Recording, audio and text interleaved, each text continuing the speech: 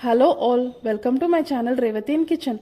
Today's recipe is Gujarati Dhokla. It's a very popular snack from Gujarat. It's also called as Chana Dal Dhokla. It's a steamed lentil cake made with ground fermented batter of Bengal gram rice and curd. It's a spongy dish, fluffy, low in calories and packed with proteins. We'll have a look at the list of ingredients to be soaked in water. Take 2 cups of rice, 1 cup chana dal, 1 teaspoon methi.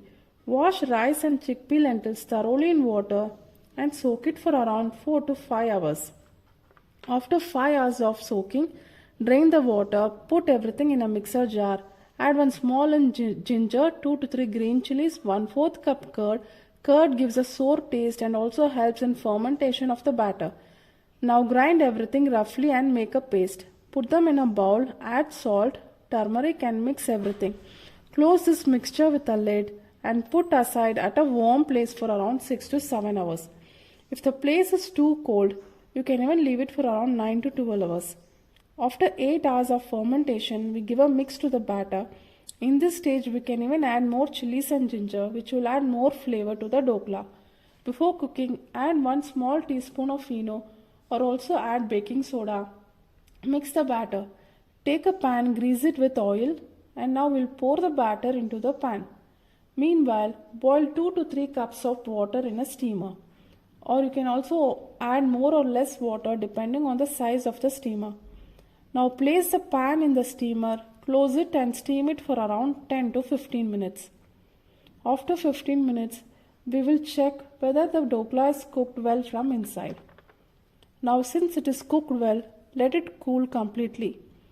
Meanwhile, we'll prepare the tempering. In a pan, heat 2 tablespoon oil. Add 1 teaspoon mustard, 1 teaspoon cumin, 1 to 2 teaspoon sesame seeds, 2 green chilies, few curry leaves, 1/4 teaspoon salt, 1 tablespoon sugar, and add 1/4 cup of water and 1 teaspoon of lemon juice and bring everything to a boil. Now since the dhokla is completely cooled, we'll cut them into pieces. And we'll pour the tempering over the dhokla and garnish with 2 tablespoons of coconut. It's one of the best recipes for breakfast. The base ingredients is rice. It makes very healthy and easy to digest.